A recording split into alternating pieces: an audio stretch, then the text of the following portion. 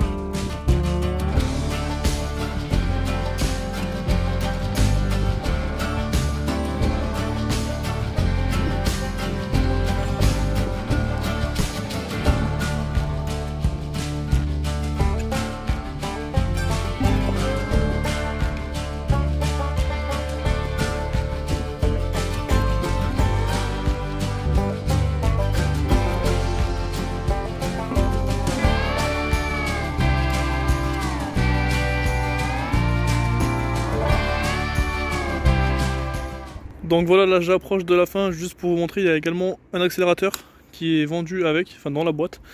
Donc ce que j'ai fait, c'est que j'ai sorti l'ancienne poignée, j'ai démonté les vitesses et le frein pour pouvoir les décaler. Là je vais fixer l'accélérateur et je vais emboîter la moitié de poignée également qui est fournie. Comme ça après on pourra faire les tests à l'accélérateur. Allez, et du coup vous voyez il y a une connectique ici qu'il faudra tout simplement brancher ici. Donc là on a un petit capuchon qu'on va enlever. Et on sera bon. Voilà, donc là le vélo est monté entièrement. Il y a juste les réflecteurs que j'ai pas mis parce que je trouve ça pas beau. Mais voilà, à savoir, ils sont vendus avec pour être totalement homologués. Donc on passe au spec technique. Ok, donc on se retrouve maintenant pour les specs techniques. Donc là, déjà vous voyez, on est sur des petits trous de 20 pouces par 4. On va avoir à l'avant et à l'arrière des freins à disque, donc on n'est pas sur des freins hydrauliques, mais bon, vu le prix c'est normal. Au niveau de la batterie, donc le plus important, on est sur une batterie 12 ampères 48 volts, donc il faudra environ compter entre 5 à 6 heures pour le charger. Vous voyez ici le petit bout pour charger. D'ailleurs hop, on va mettre la sécurité, bon pas mis, je mettrai après. Au niveau des normes étanchéité, on est sur les normes IP54, donc résiste aux éclaboussures normalement. On retrouve à l'arrière un moteur de 500 watts, donc ça devrait nous permettre d'atteindre une vitesse max de 25 km/h parce que le vélo est bridé, et ça nous permettra de monter des pentes jusqu'à 25 degrés. Le poids du vélo également, il fait environ 35,4 kg, ouais c'est ça. Que dire de plus? On a à l'arrière un dérailleur 6 vitesses Shimano. Voilà, on a fait le tour. Au niveau du contrôleur, on a pas grand chose de particulier. Hop, on va l'allumer. Donc là on peut changer les modes d'assistance, c'est configuré pour en avoir 3, mais si on rentre dans les paramètres on peut le changer pour le configurer jusqu'à 5, mais bon ça c'est pas le sujet de la vidéo. Également on a l'éclairage, donc en restant appuyé sur le plus, hop, vous voyez là-haut, ça s'est allumé, et on retrouve à l'avant, donc voilà la lumière, et pareil sur l'arrière, hop là. Également on aura un autre mode, donc pareil on reste appuyé pour l'éteindre. Il y en a également un mode, si on reste appuyé sur le moins, où le vélo avance tout seul. Hop.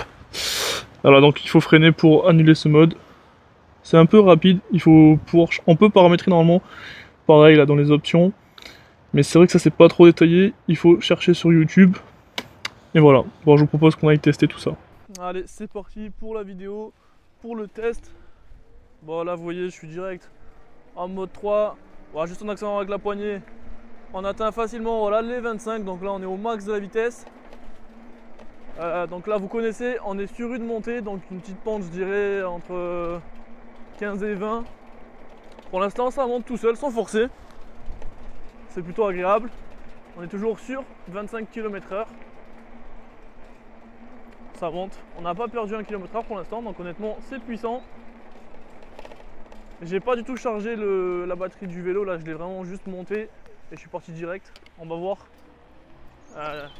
si j'ai pas de surprise, parce que je vois déjà que je suis passé, il me reste 3 barres là.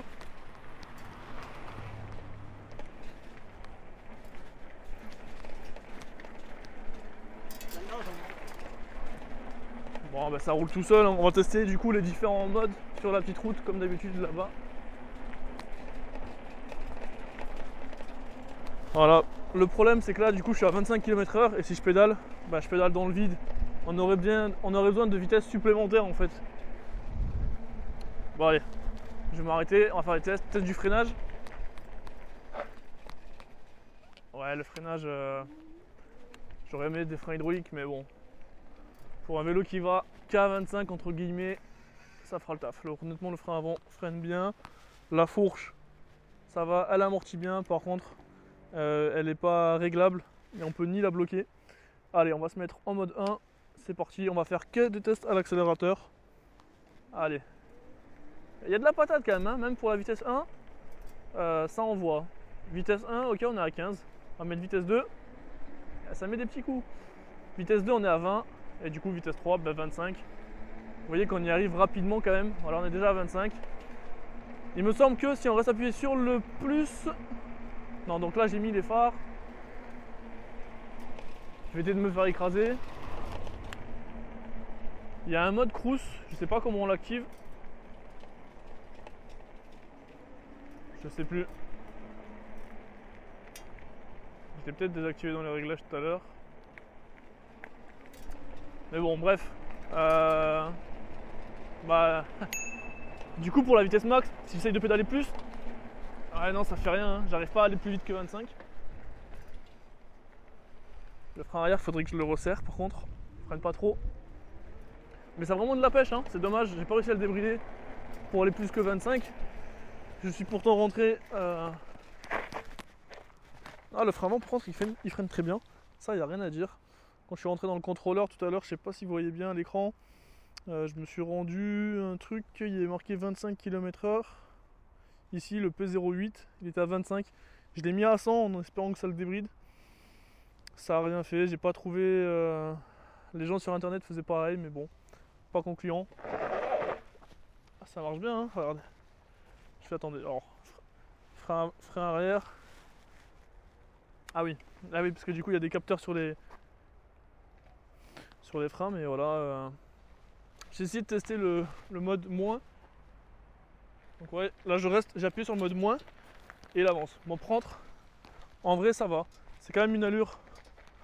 On est à une allure de 4 km/h.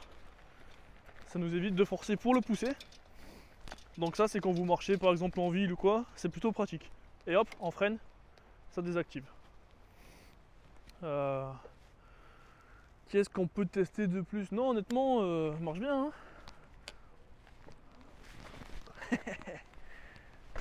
Rien à dire. Pour son prix, honnêtement, ça fait le taf largement, hein. Oh, ça cabre. J'ai cabré.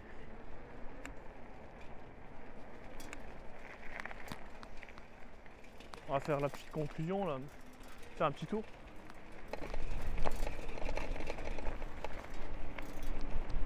Au niveau maniabilité, oui, pareil, hein. C'est vraiment maniable. On sent en sécurité avec des gros pneus comme ça. Vous avez vu, j'ai roulé dans les cailloux. C'est top, on sent rien. Même si on n'a pas de suspension arrière, ces gros pneus en fait amortissent. Donc ça c'est vraiment bien.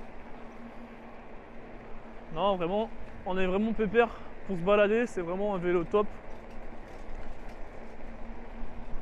Par contre là, il commence à faire très très froid. Je vais retourner là-bas et on va faire la conclusion sur ce vélo. Bon, on n'a pas de klaxon, mais on a une petite cloche. On est vraiment sur un vélo full légal. Enfin, il me semble qu'en France, on n'a pas le droit non plus à la poignée d'accélérateur. C'est pour ça que de base, c'était pas monté. Mais honnêtement, moi, j'adore rouler. Ah, et vous voyez là, j'accélère plus et je suis à 25. Donc c'est le mode cruise qui est activé. Bon, je sais pas, il s'est désactivé là, je sais pas pourquoi. Il me semble qu'au niveau full électrique, on a une autonomie d'environ entre 30 et 40 km/h. Je sais plus trop, je vous mets le kilométrage là qui apparaît en bas. Donc honnêtement, pour se promener en ville ou quoi, c'est vraiment bien. Allez, je vais faire la petite conclusion. Hop, on va le garer là. Et on se retrouve pour la conclusion. Ok, donc pour conclure sur ce vélo, honnêtement, pour son prix, je le rappelle, je l'affiche ici. Vraiment très abordable, on est vraiment sûr de l'entrée de gamme. Donc honnêtement très bon vélo. On sent que le moteur à l'arrière est vraiment puissant. Bon, moi je regretterais juste ce bridage à 25 km/h, mais c'est les lois, c'est normal. Il y aura sûrement des mecs qui vont nous trouver un petit tuto pour débrider ça.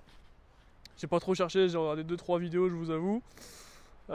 Sinon après, c'est vrai que du coup on n'a pas des freins hydrauliques, on est sur des freins à disque, mais c'est normal vu le prix. Voilà, donc après honnêtement moi je vous conseille, si vous voulez le débrider, si vous dépassez les 25, c'est quand même plus sécuritaire d'avoir des bons freins. Sinon ce qui est bien aussi, c'est qu'il est vendu avec les réfléchissants si vous voulez être homologué. On a également un éclairage à l'avant plus l'éclairage à l'arrière, donc ça c'est top, vous pouvez l'utiliser de jour, de nuit. Aussi point fort, c'est que le vélo, alors je vais l'éteindre, il est pliable, on peut déplier ici la potence, tac, on décale sur la gauche, alors je vais le faire à deux mains, hop, donc on peut le plier comme ça. Une fois qu'il est plié, hop, on peut le remonter. On peut également le déplier ici, hop, on le plie là. Je vais pas vous faire un tuto, mais vous connaissez les vélos, hop. Pareil, bon, on a des pédales en plastique, un peu bas de gamme, mais au moins elles ont la fonctionnalité de pouvoir se plier, donc ça c'est cool. Qu'on voulait le mettre dans la voiture, j'arrive pas à la remettre, voilà. Donc non, honnêtement pour son prix, rien à dire, plutôt satisfait. Très bon vélo d'entrée de gamme. Dites-moi vous ce que vous en avez pensé. On se retrouve pour une prochaine vidéo. C'était Ivax, ciao tout le monde. What comes around goes around, you will never know. Light me up in the sky while you dying slow. I'm about to fuck the game, that's the way it goes.